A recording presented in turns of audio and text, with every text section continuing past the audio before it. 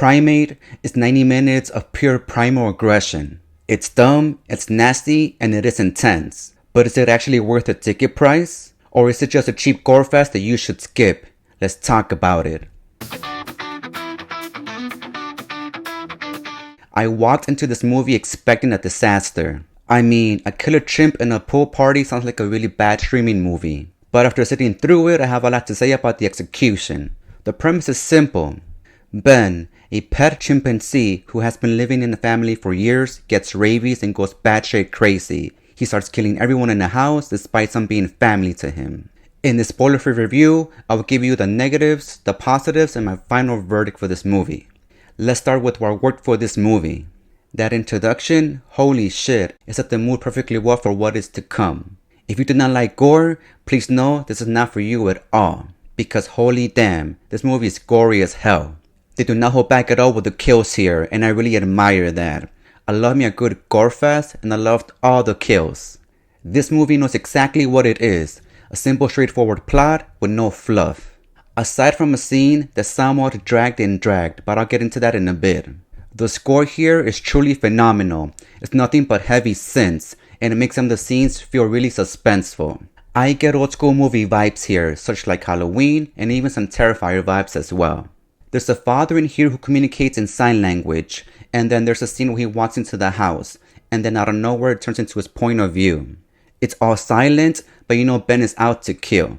That scene was done rather well. Another great thing about this movie is how Ben, the chimpanzee, learned how to communicate through this communication tablet, which helps him speak with the family. And hearing the tablet say dead, dead over and over again was rather creepy. I personally could tell that Ben was not a real chimpanzee. I could tell that it was someone in a costume. Practical effects are always good when done well. And props to the team for making the illusion that this chimp was real. There was some CGI used when it came to close-up scenes with Ben when he was trying to kill. Ben looked amazing here. And if you agree so far, maybe please subscribe. If not, let me know why not in the comments below. For now, let's move on to what not did not work for this movie though. This is a lot of cliche horror movie tropes. A bunch of teenagers partying and they all go down one by one at the most cliche ways possible. But at least their death scenes were good. There were a lot of stupid decisions made here. In the world where every teenager has a phone, it was hard to believe that only 2 of them had a phone near them or on them. Talk about convenience.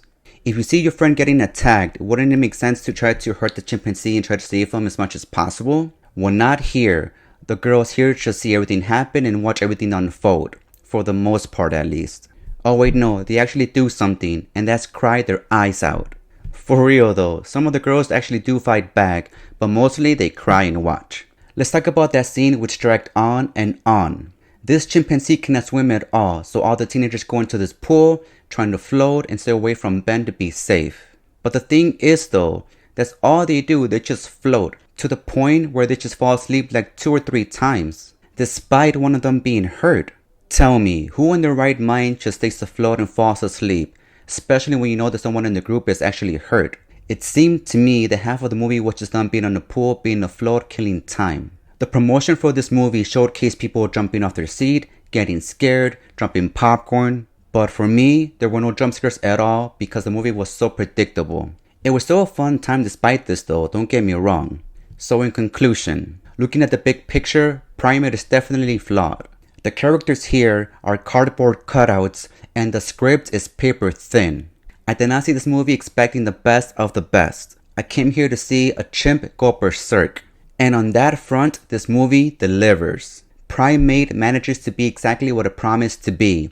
Nothing more, nothing less. But to answer the question in the title, avoid or watch, and I say watch. This all leads me to my rating for this film, and for this one I gave it a 3.5 out of 5. This is a good cinematic experience and theater.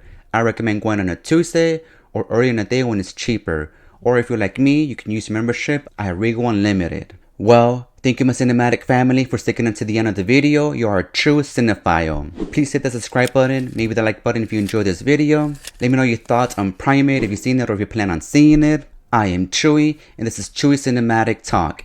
Take care and I'll see you next time. By the way, as I was waiting for the movie to begin, they played a trailer for this movie titled Passenger that made everyone in the theater jump. Now that's a good jump scare.